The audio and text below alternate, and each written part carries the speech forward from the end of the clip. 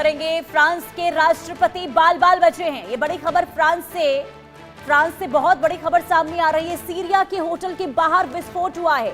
Syria के hotel के बाहर विस्फोट की ये बहुत बड़ी जानकारी। फ्रांस के राष्ट्रपति इस घटना में बाल बाल बचे हैं और आगे इस पूरे मामले को लेकर कार्रवाई भी हो रही है, एक्शन देखने को मिल रहा है। लेकिन इसी बीच ये बहुत बड़ी जानकारी फ्रांस से, सीरिया के होटल में ब्लास्ट हुआ है और इस होटल में क्या राष्ट्रपति थे, इसे लेकर अभी तमाम पहलुओं पर जांच जो है वो हो रही है। लेकिन सीरिया के होटल के बाहर ये विस्फोट की बहुत बड़ी खबर इस वक्त सामने आ रही है। सीरिया के दौरे पर है राष्ट्रपति मैक्रों और इसी दौरान ब्लास्ट, आखिर ब्लास्ट किस तरीके का था, ब्लास्ट कैसे हुआ, अभी फिलहाल शुरुआती दौर में इसे लेकर जांच वहां पर हो रही है। लेकिन इस वक्त की ये बहुत बड़ी खबर, फ्रांस के राष्ट्रपति जो सीरियाई दौरे पर और इस बीच होटल में ब्लास्ट को लेकर ये जानकारी सामने आ रही है।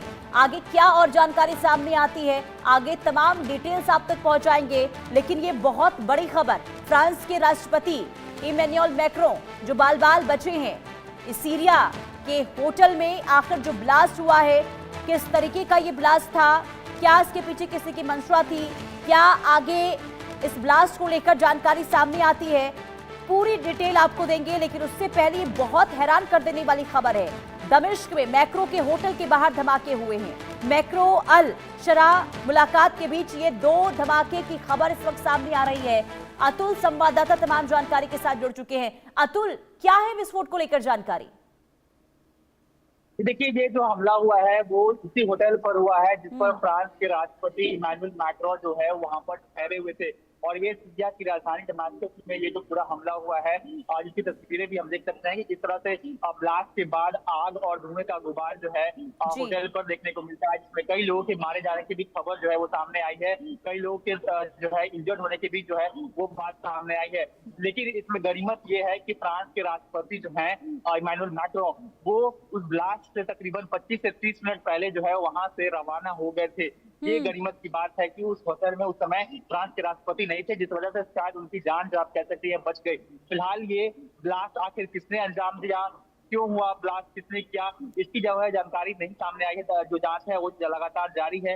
लेकिन कहीं ना कहीं ये काफी जो है करीबी मामला एक कह सकते हैं आप फ्रांस के राष्ट्रपति इमैनुअल मैक्रों के लिए।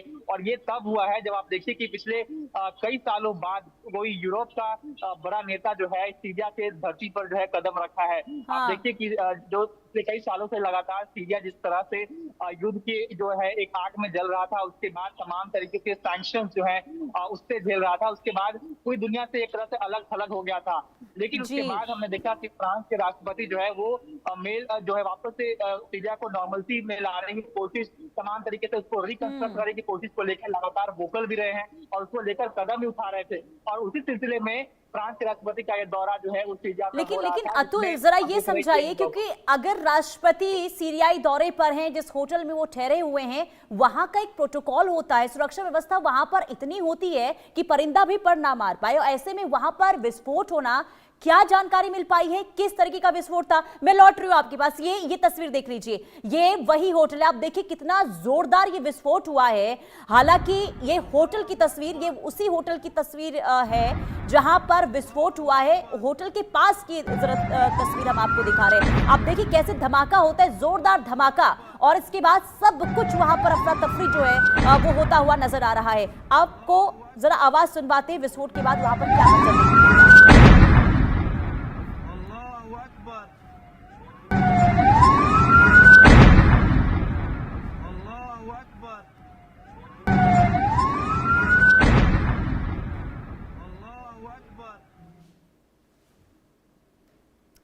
अतुल, देखिए जो ये तस्वीर हम दिखा रहे हैं, ये बहुत ज्यादा इंटेंसिटी वाला धमाका है, जोरदार ये धमाका था। किस तरीके का ये धमाका था, क्या इसके पीछे साजिश थी, क्या कोई अब तक कोई जानकारी इस धमाके को लेकर?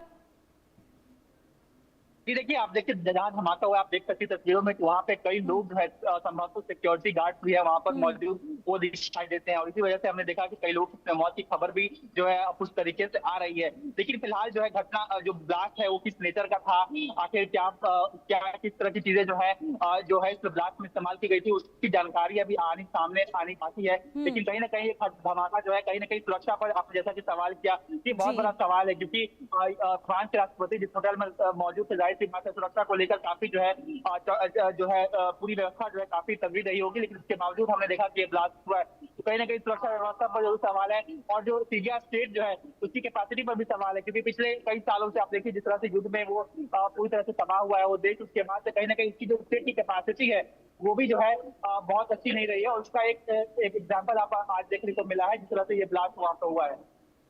लेकिन लेकिन अतुल, क्योंकि अगर होटल के पास धमाका होता है, आप सोचिए कि धमाके के पीछे की आखिर क्या मंशा थी, किस प्रकार का ये धमाका था, कोई भी आधिकारिक बयान सामने आएगा, इसके बाद हम उस पर आगे टिप्पणी करेंगे। लेकिन अब तक जो तस्वीर सामने आई है, जो अब तक जानकारी दी गई है, उसके मुताबिक क्या ये समझा जाए कि इमैनुअल मैक्रो को निशाना बनाने के मकसद से धमाका किया गया था? जी बिल्कुल, देखिए अभी तक जो जो कह सकते हैं जिस शक के दायरे में जो संस्था है वो है आईएसआईएस। आप देखिए कि पिछले कई दशकों से जो है आईएसआईएस का जो है वहां पर एक गढ़ बन गया था सीरिया और इराक, और सीरिया में जिस तरह से तमाम जो इंटरनेशनल फोर्सेस के काउंटर अटैक के बाद जिस तरह से आईएसआईएस की जो प्रेजेंस है, जो पहुंच के जो इलाके हैं वो जिस तरह से सिकुड़ते गए, कमते गए, उसके बाद से आईएसआईएस जो है लगातार इस बात को लेकर बौखलाए हुए भी है। और देखिए इनफैक्ट आप भूलिए मत कि जो फ्रांस के राष्ट्रपति का दौरा है वो पूरी तरह से जो है इसका एक ही मकसद है कि सीरिया को वापस से मेन स्ट्रीम में लाना, वापस से जो आतंकियों के चंगुल से जो है उससे छुड़ाना और जो एक विकास का जो मार्ग है उसको लेकर उस पर जो है सीरिया को एक बार फिर से लेकर चलना।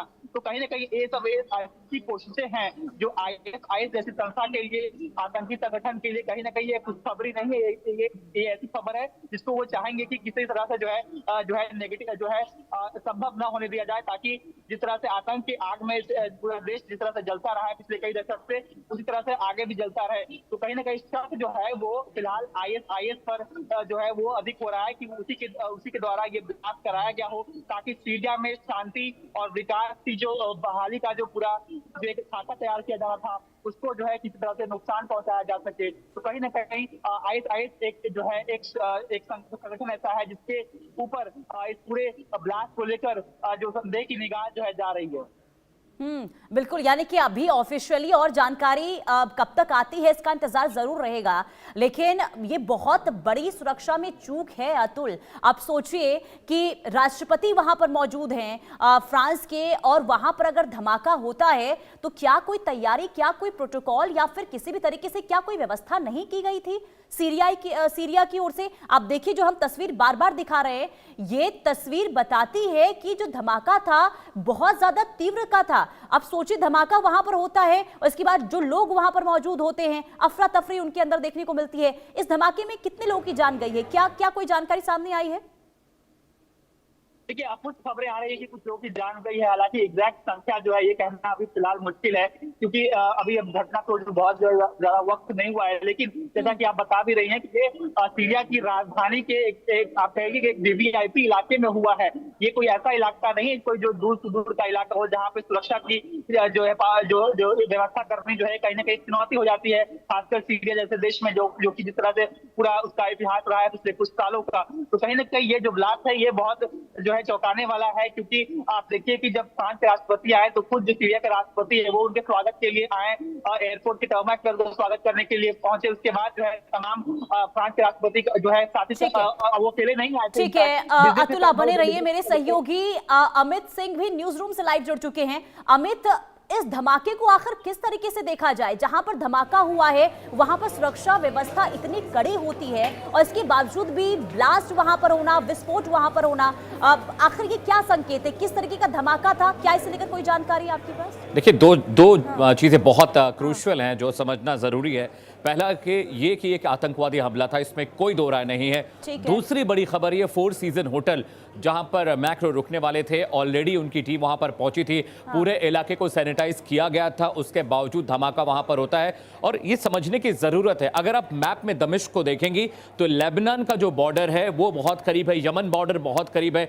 सीरिया में जहां पर दमिश्क में धमाका हुआ है वहां पर आतंकवादी जो संगठन है बहुत एक्टिव रहते हैं। सीरिया एक तरह से प्रॉक्सी है ईरान का। आप जानते हैं कि यूरोपियन यूनियन, नाटो, अमेरिका की वजह से हूती, हिजबुल्ला और जो वहां पर लोकल टेररिस्ट ग्रुप है वो इन देशों को, इन नेताओं को पसंद नहीं करते हैं। ये बहुत क्रूशियल है, बहुत जल्दबाजी होगी, लेकिन यहां पर कम से कम दर्जन भर लोग मारे गए हैं जो हमें इंटेल मिल रहा है। दूसरी बड़ी बात यह है कि मैक्रो का काफिला इसी रास्ते से आना और जाना था, तो ये कह सकते हैं कि वहां पर टाइमर लगा हुआ था, वहां पर पहले से प्री इंस्टॉल्ड बम थे और वो वक्त से पहले ट्रिगर हो गए, जिसकी वजह से धमाका हुआ है। एक बहुत क्रूशियल ये बात भी है कि जब मैक्रो जिस होटल में रुके थे, फोर सीजन होटल, वहां पे 5 गेट है एंट्रीज के, और ये गेट नंबर 2 के पास का धमाका है जो वीआईपी रूट होता है, जहां से वीआईपी गेस्ट को एंट्री मिलनी थी, वहां पर ये धमाका हुआ। सृष्टि, ये समझने की जरूरत है कि जब इलाके को सैनिटाइज कर लिया गया था, ड्रोन से पूरे इलाके की सर्विलांस की गई थी, उनके होटल को सैनिटाइज किया गया था,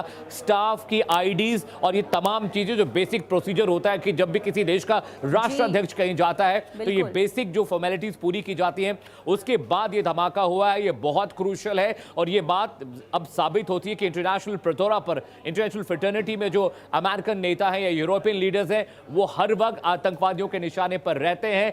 ऐसे में मैक्रो का वहां जाना, मैं आपको बताऊं, बशर अल असद की सत्ता जाने के बाद ये तो first European leader who's went to, जो वहां पर गए हैं, तो वहां पर हालात कभी भी ठीक नहीं थे। सीरिया बहुत ज्यादा प्रॉक्सीज आतंकवादियों का गढ़ रहा है और वहां पर इस्लामिक स्टेट जो आतंकवादी संगठन है बहुत एक्टिव है, हूती, हिजबुल्लाह वहां पर एक्टिव है। ऐसे में मुझे यह समझ में नहीं आ रहा है कि अगर उनको जाना तो दमिश्क में ऐसे इलाके में आप रुके जो लेबनान बॉर्डर के बहुत करीब है, जहां पर प्रॉक्सीज का बहुत बड़ा गढ़ है।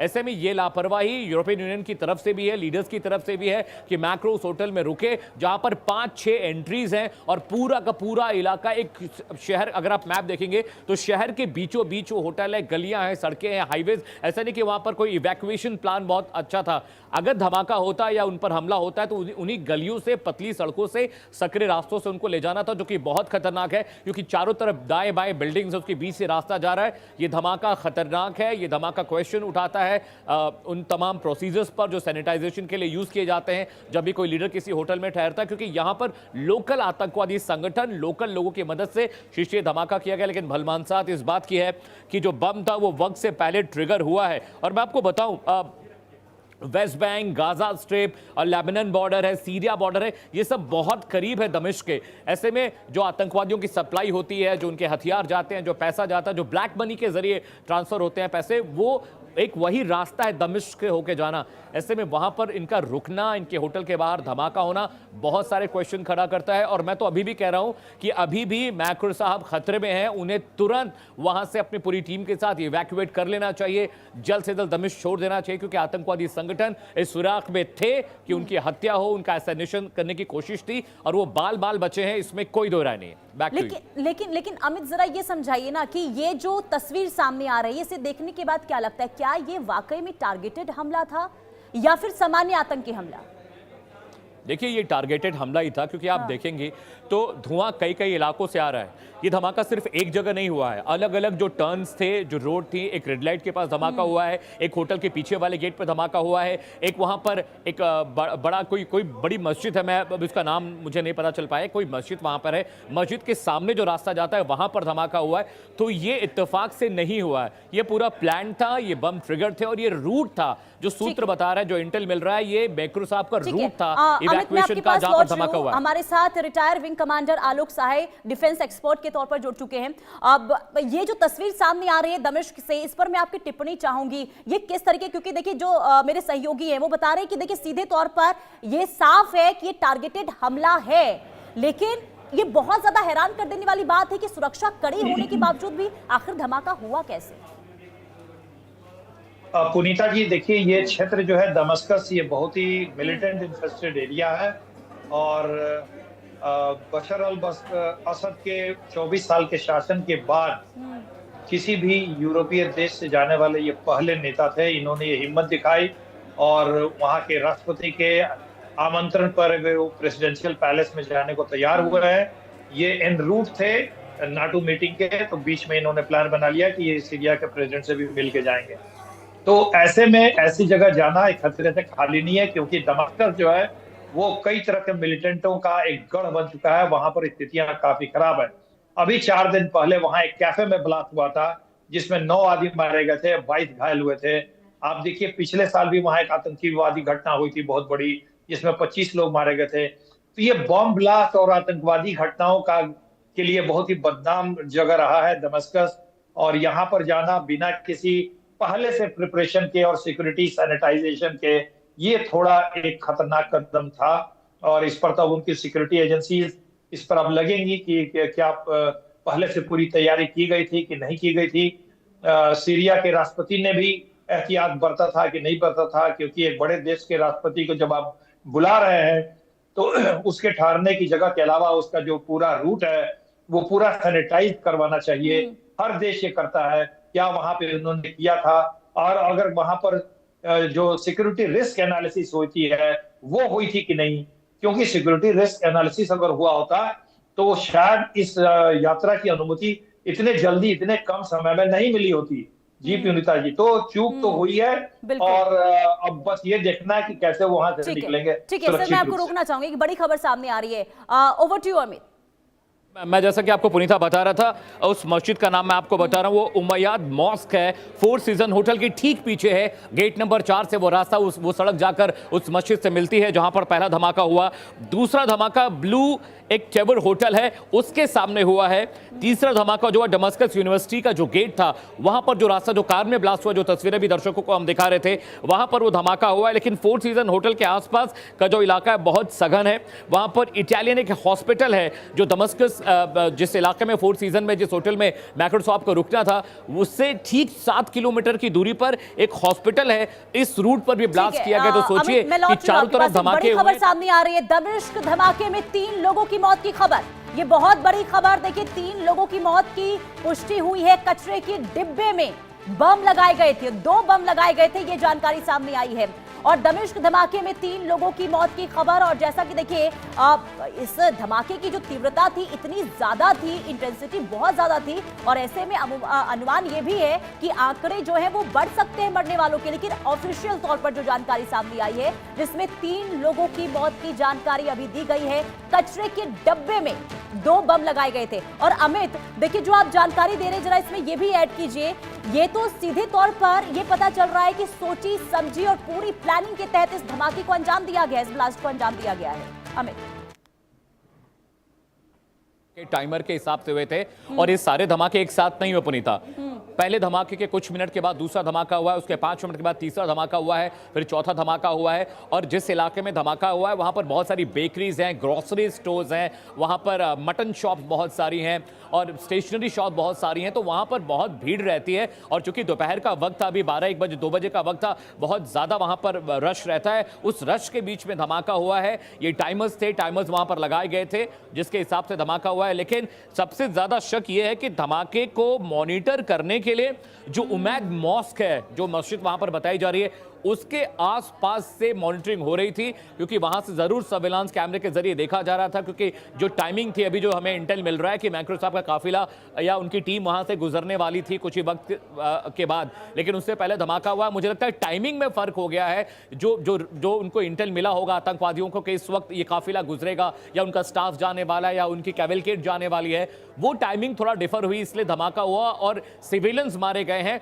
मुझे जो अभी अंदाजा है, अभी हम ऑफिशियली 3-4 लोगों का डेटा चला रहे हैं, लेकिन मौत का आंकड़ा आपको 1 दर्जन से ज्यादा जरूर मिलेगा। मार्केट का इलाका है जहां धमाका हुआ है। और कार में, जिस कार के डिग्गी में धमाका हुआ था उसके अगल बगल और भी गाड़ियां खड़ी थी, वो गाड़ियां भी धमाके की जद में आई हैं, उनको भी नुकसान पहुंचा है। वहां पर एक स्कूल भी छोटा सा था जहां पर धमाका हुआ, वहां से करीब 300-400 मीटर की दूरी पे एक स्कूल है। स्कूल का नाम मुझे भी नहीं पता चल पाया, लेकिन वहां पर एक छोटा स्कूल है जहां पर धमाका हुआ है। लेकिन ये एरिया बहुत क्रूशियल था, बहुत भीड़ भाड़ वाला था। और मैं तो यही कह रहा हूं कि अभी भी मैक्रो सुरक्षित नहीं है, क्योंकि जिस होटल में वो ठहरने वाले थे वहां पर ब्रीच ऑफ, इतना बड़ा ब्रीच होना, वहां पर लोग टाइमर लगा रहे हैं और उनको बम वहां पर इंस्टॉल कर दिया गया। टीम वहां क्या कर रही थी, पुलिस वहां क्या कर रही थी? जब भी कोई राष्ट्राध्यक्ष जाता है हफ्ते भर पहले उसकी टीम जाती है, उसके सीक्रेट सर्विस के लोग जाते हैं वहां पर, तमाम चीजों को इन्वेस्टिगेट किया जाता है, कैमरा इंस्टॉल किए जाते हैं, स्नाइपर्स इंस्टॉल किए जाते हैं, स्नाइपर्स डिप्लॉय किए जाते हैं। उसके बावजूद एक के बाद इतने बड़े धमाके और होटल से सिर्फ 50 मीटर 100 मीटर की दूरी पर होना, इट्स वेरी क्रूशियल। पुनीता और आलोक साहब मेरे साथ हैं। सर, जैसा कि मेरी सहयोगी पुनीता लगातार अपडेट दे रही है वहां पर जिस तरह की खबरें चल रही हैं, लेकिन मेरा एक सवाल आपसे यह था कि मैक्रो जिस होटल में रुक रहे हैं वहां पर 100 200 400 मीटर के दायरे में भी अगर बम फट रहा है, इसका मतलब है कि जो लोकल एजेंसीज थी उनसे मिली भगत आतंकवादियों की जरूर रही होगी, उसके बिना यह पॉसिबल नहीं था। जी, मुझे आश्चर्य इस बात का लग रहा है कि मिलिटेंटों ने तो काफी प्लान करके किया है, क्योंकि 3-4 जगह अगर धमाके हुए हैं तो ये काफी प्लानिंग के साथ की गई है और इसमें 1-2 आदमी का हाथ नहीं है। लेकिन मुझे आश्चर्य इस बात का हो रहा है कि किसी भी देश के राष्ट्रपति को जब आप कहीं भी ठहराते हैं तो प्रोटोकॉल होता है उसका। उस प्रोटोकॉल के तहत उनके पूरे रूट में जितने बिल्डिंगें आती हैं, जितने संस्थानें आते हैं, सबकी रेकी की जाती है। सबकी रेकी करने के बाद उस एरिया को सैनिटाइज किया जाता है। हर जगह जो है वो गार्ड्स लगाए जाते हैं, स्नाइपर्स लगाए जाते हैं बिल्डिंग्स में। उस एरिया में आवाजाही को कंट्रोल कर लिया जाता है विजिट के 1 घंटा कुछ घंटे पहले। तो ये सब चीजें लगता है हुई थी कि नहीं हुई थी, अब तो जांच करने के बाद पता चलेगा और खबरें जब और छन के आएंगी तब पता चलेगा। तो ऐसी हालात जो इस तरह के ब्लास्ट हुए हैं, इससे साफ पता चलता है कि ये प्रोटोकॉल पूरी तरह से पालन नहीं किए गए थे और तभी इस तरह की चूक हुई है। क्योंकि एक राष्ट्रपति जहां जाकर ठहरता है, अगर उसके पास आसपास में इस तरह से धमाके हो तो इसका मतलब है कि आपने उस क्षेत्र को अच्छी तरह से सैनिटाइज नहीं किया था और आपने उनकी सुरक्षा के लिए जो एहतियात बरतने थे वो आपने अच्छे तरह से नहीं बरते। इसमें कोई शक नहीं है मुझे। जी हाँ, ठीक है। पुनीता भी लगातार बनी हुई है। पुनीता, अभी क्या अपडेट जा रहा है, दर्शकों से जरा साझा करिए। बिल्कुल, देखिए लगातार अपडेट, लेकिन उससे पहले जरा ये तस्वीर दिखा देते हैं। तस्वीर जहां पर धमाका हुआ है उससे दूरी से ली गई तस्वीर आप देख रहे हैं और धमाके के बाद वहां पर धुएं का गुब्बार देखिए उठता हुआ दिखाई दे रहा है। लेकिन इस धमाके ने कई सवाल खड़े कर दिए हैं। सोचिए कि विदेशी राष्ट्रीय अध्यक्ष दौरे पर किसी देश में है, लेकिन वहां पर सुरक्षा के क्या बंदोबस्त थे, क्या वहां पर स्थिति देखने को मिल रही थी, ये तस्वीर बयां कर रही है कि इंटेलिजेंस फेल्योर वहां पर था, सुरक्षा में वहां पर चूक हुई है। आतंकी ये हमला जिसमें अभी तक 3 लोगों की जान जाने की खबर सामने आ रही है और आंकड़े ये बढ़ सकते हैं, क्योंकि आप देखिए तस्वीर में जब धमाका वहां पर होता है इसके बाद सब कुछ वहां पर जो है अफरा तफरी दिखाई दे रहा है। और ऐसे में सवाल ये कि आखिर इतनी बड़ी चूक हुई कैसे। लेकिन सर, मैं आपसे ये समझना चाहूंगी, ये जो तस्वीर हम दिखा रहे लगातार और जिस होटल में इमैनुअल मैक्रो रुके थे उसके कुछ ही दूरी पर यह हमला होना, आखिर पता है जिस एरिया में धमाका हुआ है, जहां पर लगातार आतंकी संगठन वहां पर सक्रिय रहते हैं, आखिर वहां पर ठहरने की व्यवस्था उस होटल में आखिर इमैनुअल मैक्रो की रुकने की ठहरने की व्यवस्था आखिर क्यों की गई? क्या माना जाए इसके पीछे? मुझसे पूछ रही है? जी सर। जी देखिए, वहां पे 4 सीजन्स होटल है जहां पे इनको ठहराया गया था। हाँ। और 4 सीजन्स होटल में और उसी के पास में धमाके होते हैं। तो मैंने पुनीता जी मैंने साफ बताया कि देखिए, मैं चूंकि एयर ट्रैफिक कंट्रोल में रहा हूँ, मुंबई एयरपोर्ट पे रहा हूँ, एयर साइड ऑपरेशंस में, और प्रेसिडेंट प्राइम मिनिस्टर के विजिट्स को मैंने कवर किया है, सुरक्षा उनके मीटिंग्स मैंने अटेंड किए हुए हैं। ये एक काफी विस्तृत प्रोटोकॉल होता है इसका, और ये ऐसे नहीं होता है, इसके काफी दिनों के पहले से सैनिटाइजेशन प्लानिंग होती है, कौन कहां पर किसकी जांच, एक एक एम्प्लॉय आसपास में जितने होते हैं वहां काम करने वाले उस पूरे बिल्डिंग में सबकी सिक्योरिटी जांच होती है। क्या ये हुआ था वहां पे? मुझे ऐसा लगता है कि ये नाटो में, तुर्की में जो नाटो का मीट होने वाला था उसमें जाने के दौरान अचानक इन्होंने प्रेसिडेंट शारा के आमंत्रण पर जल्दबाजी में बनाया गया ये एक विजिट हो सकता है, और हो सकता है कि सिक्योरिटी प्रोटोकॉल पूरी तरह से फॉलो नहीं किया गया है। इसमें मुझे कोई शक नहीं है, क्योंकि सैनिटाइजेशन के कोई वहां पर अगर सैनिटाइजेशन होता, अगर रूट्स को सैनिटाइज किया गया होता, बिल्डिंग्स को सैनिटाइज किया गया होता, आप उस क्षेत्र में आवाजाही को कंट्रोल किया गया होता, तो एक साथ 3-4 जगह ब्लास्ट होने का सवाल ही नहीं है। जी हाँ पुनीता जी, बिल्कुल। और देखिए, सबसे बड़ा सवाल ये होता है ना, अमित के पास कोई बड़ी खबर सामने आ रही है। अमित, देखिए पुनीता, मैं आपको बताऊं, जो मैं डिटेल आपको दे रहा था, जहां पर ये धमाका हुआ है फोर सीजन में, वहां पर 3 और बड़े होटल थे। कैसिड पैलेस था, फिरदौस टावर होटल वहां पर है। इसके अलावा वहां बहुत सारे रेस्टोरेंट हैं, बहुत सारे होटल्स हैं, बहुत सारे वहां पे कैफे। उसके ठीक पीछे एक रिवर बहती है, ब्रादा नदी उसको कहते हैं। ब्रादा नदी का बिल्कुल किनारा है। तो आप समझिए कि इवैक्यूएशन कितना वहां पर प्रोमिनेंट था कि आतंकवादी अगर हमला करेंगे तो नदी के रास्ते वो भाग भी सकते थे। होटल के ठीक पीछे, होटल से करीब मुझे लगता है 200-300 मीटर की दूरी पर वहां पर ब्रादा नदी बहती है, जो पूरे लेबनान सीरिया बॉर्डर को कवर करती है। यमन तक का जो बॉर्डर है वो नदी कवर करती है। इसका मतलब है कि ये होटल का चुनाव पहले कैसे किया गया, क्योंकि अगर कोई राष्ट्राध्यक्ष रुक रहा है तो आप इतने क्रूशियल जगह पर उस होटल का चुनाव हुआ जहां पर इतने सघन आबादी है, रेस्टोरेंट, कैफेज, स्कूल, मस्जिदें हैं। तो इतने सघन इलाके में पहले तो एक पॉलिटिशियन को वहां पर रोकना, ये जानते हुए कि इतना क्रूशियल इलाका है, और आप देख रहे हो उसके ठीक पीछे एक नदी है, जिस नदी के जरिए आतंकवादी जो प्रॉक्सीज हैं वो अपने सामान को, अपने हथियारों को लाते ले जाते हैं। इस बात के बहुत बार सबूत भी मिले, लेकिन बहुत मुश्किल ये है कि दमस्कस जो नेशनल म्यूजियम है वहां, उसके पास धमाके हुए हैं और वहां पर भी बहुत सारी कैजुअलिटीज की खबरें आ रही हैं। लेकिन पुनीता, ये बहुत बड़ा ब्रीच है सिक्योरिटी का, और मुझे ये समझ में नहीं आ रहा है कि मैक्रो की टीम और यूरोपियन यूनियन के लीडर्स अभी तक इस पर रिएक्ट क्यों नहीं कर रहे हैं, क्योंकि ये सीधा हमला है एक तरह से अमेरिकी सहयोगियों पर, नाटो पर, यूरोपियन यूनियन पर। और अमित, देखिए, मैं ये आपसे सवाल लेना चाहूंगी सर। जो अमित ने जानकारी दी है उसके मुताबिक तो ये साफ समझ आ रहा है कि यहाँ पर मिली भगत सिर्फ एक स्तर पर नहीं हुई है, बल्कि हर स्तर पर हुई है कि कैसे आतंकियों को सहायता पहुंचाई जाए, और इसके बाद ये तस्वीर वहां से सामने आई है। क्या ये समझा जाए?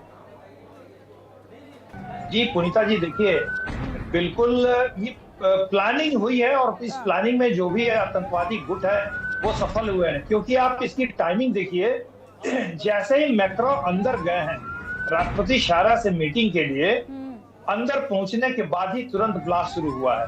इसका मतलब इन लोगों को पता था कि मैक्रो कब निकल रहे हैं, कब वो अंदर जा रहे हैं, और उसी समय हुआ है जब ये मीटिंग स्टार्ट हो रही है, शुरू हो रही है।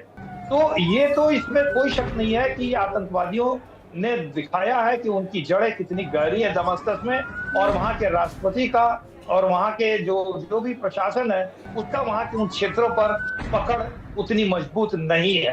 तो ऐसे क्षेत्र में जाना, और जैसा कि आपके संवाददाता ने भी बताया कि अगर होटल इतने भीड़ भाड़ वाले क्षेत्र में है और वो एरिया इतना खतरनाक है, वहां पर आप जानते हो कि कई मिलिटेंट ग्रुप को एक्टिव हैं, वहां पर अल कायदा भी एक्टिव है, कई बहुत ही इंपॉर्टेंट मिलिटेंट ग्रुप वहां एक्टिव है। तो ऐसे जगह में ठहराना शायद एक गलत स्टेप था। जी हाँ।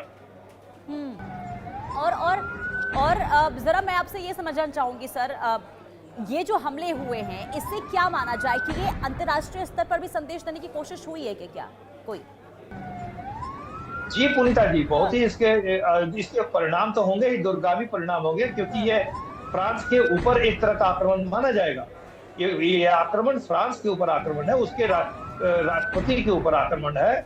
भले ही वो इसमें सुरक्षित है, लेकिन आक्रमण तो उनके ऊपर हुआ है, और उनके रूट पर हुआ है, उनके होटल में, उनके बगल पे हुआ है। सर, मैं आपको रोकना चाहूंगी, बड़ी खबर सामने आ रही है, मैं आपके पास लौटती हूँ सर। बड़ी खबर, सीरिया में सुरक्षित है फ्रांस के राष्ट्रपति मैक्रो, ये राहत की खबर है।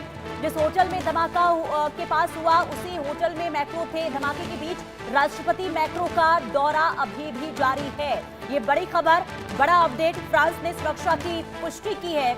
और साथ ही साथ आपको ये बता दें कि कई सवाल जरूर इस धमाके ने खड़े कर दिए हैं। दमिश्क में कई विस्फोट हुए हैं, कई विस्फोट की ये खबर, सुरक्षा व्यवस्था और भी ज्यादा कड़ी हुई है, ये जानकारी दी गई है। लेकिन अमित, मैं आपसे ये समझना चाहूंगी, देखिए अभी ये जानकारी दी जा रही है कि सुरक्षा व्यवस्था और कड़ी कर दी गई है, लेकिन क्या ये व्यवस्थाएं जो अभी कड़ी होने की बात हो रही, क्या पहले नहीं की जा सकती थी? पहले की गई थी तो कहां पर चूक हो गई? और क्या मकसद सिर्फ ये था कि इमैनुअल मैक्रो को ही टारगेट करना है? पहले तो धमाका नहीं होना चाहिए था। आपको मैं बताऊं, जब भी कोई राष्ट्राध्यक्ष किसी होटल में रुकता है तो उसके 200-400 मीटर नहीं, करीब करीब किलोमीटर, 2 किलोमीटर तक पूरे एरिया को सैनिटाइज किया जाता है। हॉस्पिटल, वहां पर जो रेस्टोरेंट्स हैं, वहां जो स्कूल हैं, जो कॉलेज है, हर जगह स्क्रूटनी की जाती है, उसे सैनिटाइज किया जाता है। ये धमाका होना यानी मैक्रो पर हमला था। और मैंने जैसे आपको पहले बोला, ये टाइमर लगा हुआ था और टाइमिंग गलत हो गई। आतंकवादियों की टाइमिंग गलत हो गई, नहीं तो आज बहुत बड़ा हादसा होता, मैक्रो को बहुत नुकसान पहुंच सकता था। मैं आपको 3 आतंकवादी संगठनों के नाम बताता हूं जो दमिश्क में भी एक्टिव है पिछले 1 साल से, और वो लगातार यूरोपियन यूनियन, अमेरिका के खिलाफ प्रोपेगेंडा चलाते रहते हैं। पहला आतंकवादी संगठन है हयात अल तहरीर शम, जिसे हम HTS कहते हैं, वो दमिश्क बेस्ड आतंकवादी संगठन है। इसके अलावा Islamic State of Iraq and Levant, ये खुरासान वाले नहीं है, ये दूसरा है जो ISI से टूटकर बना था। इसके अलावा इस्लामिक रेसिस्टेंस फ्रंट जो सीरिया का है, वो हमेशा से European union, American leaders, Bharat के खिलाफ हमेशा नैरेटिव चलाते रहते हैं, उनके नेताओं को मारने की बात करते हैं, खत्म करने की बात करते हैं। आपको पता होगा कि इस्लामिक स्टेट ने भारत में भी पाकिस्तान में लश्कर तैयबा, हिजबुल मुजाहिदीन के साथ मिलकर भारत में आतंकवादी घटनाएं करने की बहुत पुरजोर कोशिश की। ये वही लोग हैं जो सीरिया, दमिश्क, लेबनान और इन देशों में एक्टिव है। यही वो आतंकवादी संगठन। अब सोचिए कि 3 आतंकवादी संगठन दमिश्क में एक्टिव है, ऐसी जगह पर मैक्रो गए, रुके, होटल के बाहर धमाका होता है। पुनीता, ये सिर्फ धमाका नहीं है, ये बहुत बड़ा ब्रीच है। संगठन का हाथ इसके पीछे हो सकता है।